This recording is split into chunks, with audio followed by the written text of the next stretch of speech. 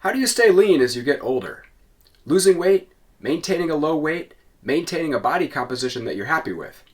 These are things that are hard for anyone, but as you get older, it gets harder. For one thing, as you get older, the desire to sit back on a comfy couch, sip scotch, and just relax only gets stronger. Add in the fact that your metabolism slows down and your aching joints make working out harder, and you have an uphill battle. When it comes to controlling your weight, it's well known that calorie restriction is the most important factor. If you want to lose weight, you have to be in calorie deficit. And if you want to maintain your weight, you have to somehow contrive to take in the same number of calories that you burn. Sounds simple, but how do you actually do it? And for most people, normal people with a job, with a house, maybe a family, people who are busy trying to manage everyday life, weighing your food or counting every calorie just aren't very practical strategies. What you really need are easy, effective strategies that result in you being able to restrict your calories without having to spend all your time thinking about it. In this video, I'm going to talk about one extremely effective strategy.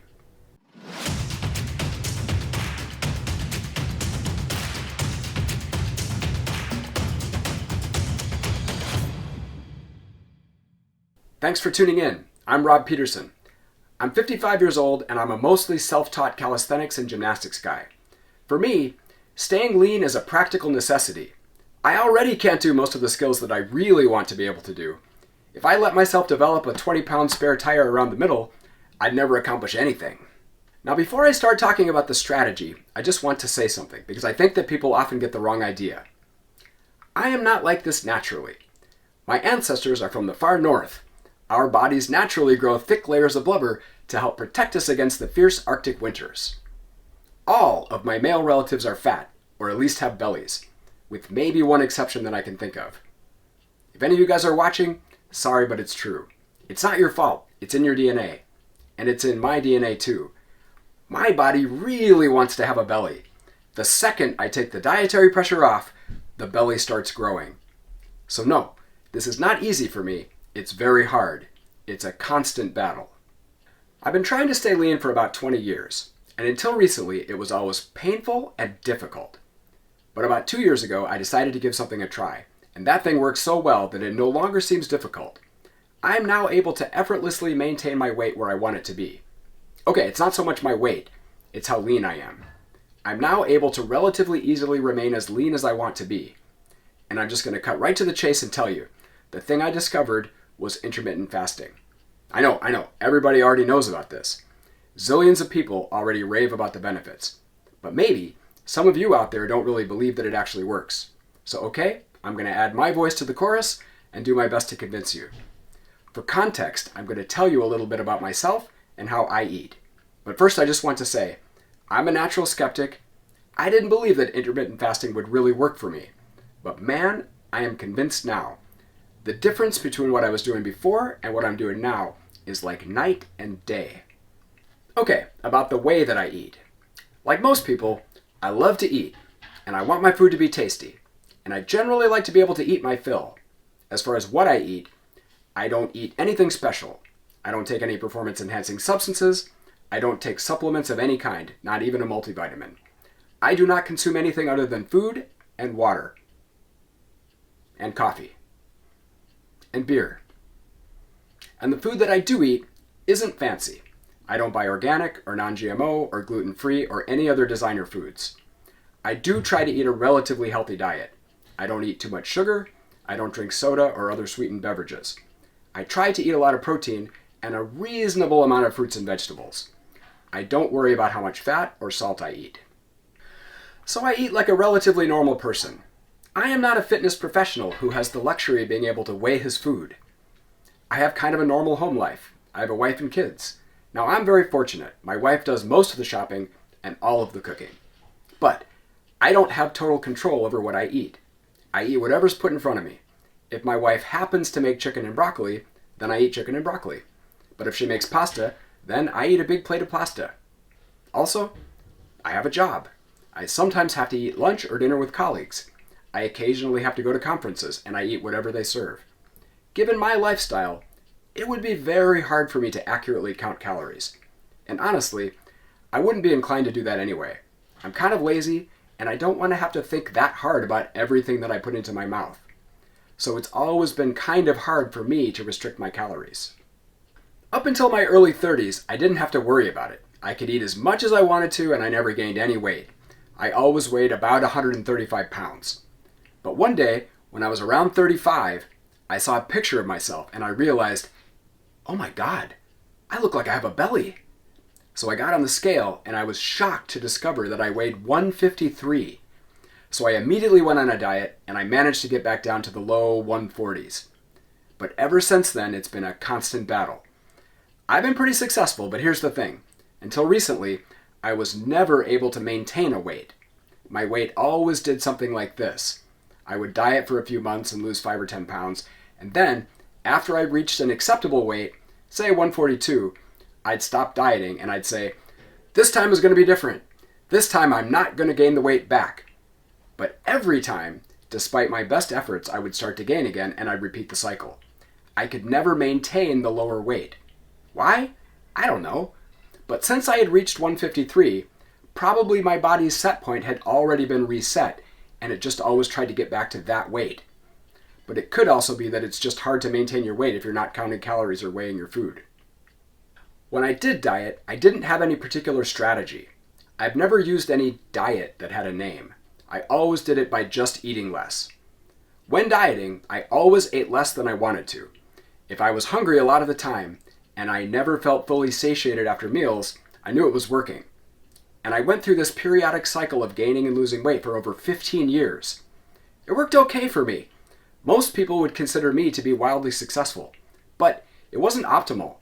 I would periodically gain and lose about 10 pounds, and 10 pounds of extra weight is a pretty big obstacle to what I'm trying to accomplish.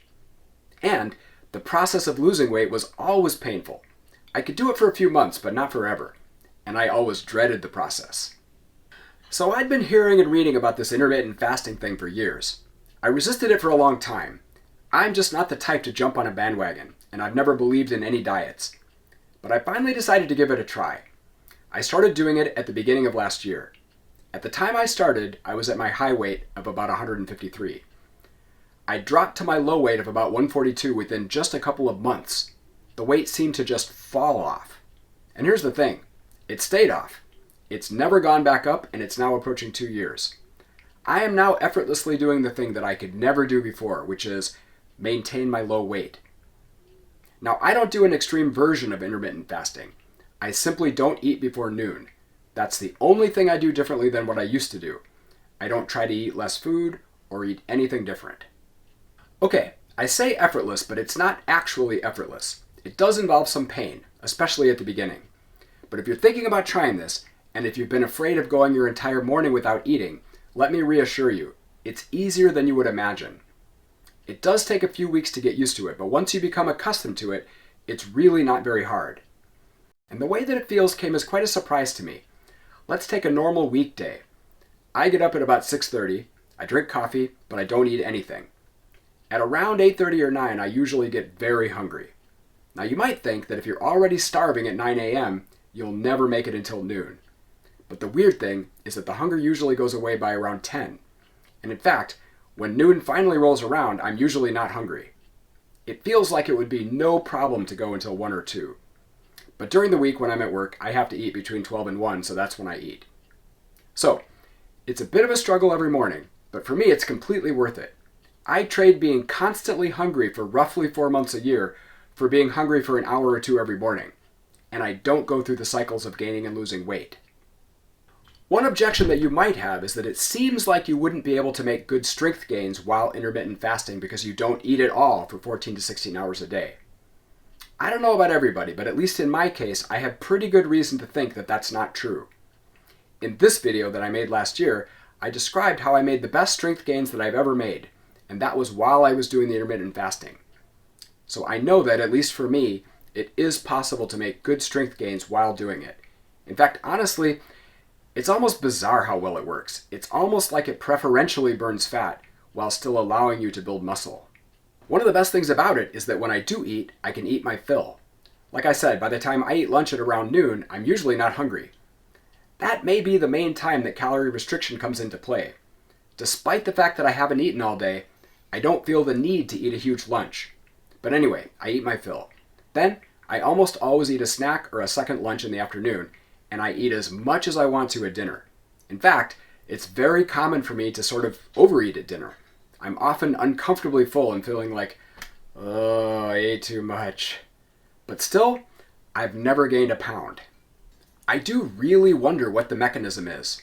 For me, it works so impossibly well that it feels like it's more than just calorie restriction.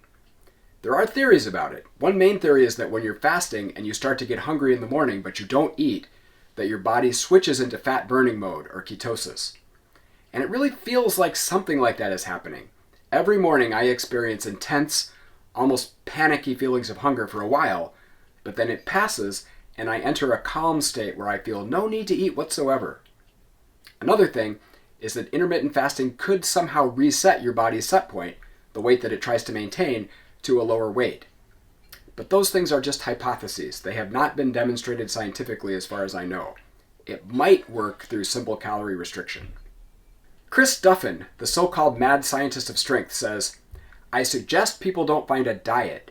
You need to find a lifestyle because that's what's sustainable." That's very true, and I think that's a beautiful way to put it. If you want to maintain an unlikely body composition for long periods of time, you need to find some way of eating, some way of living your life that you can maintain indefinitely. Whatever strategy you use has to fit into your lifestyle and then become your lifestyle. Otherwise, you aren't going to do it for very long.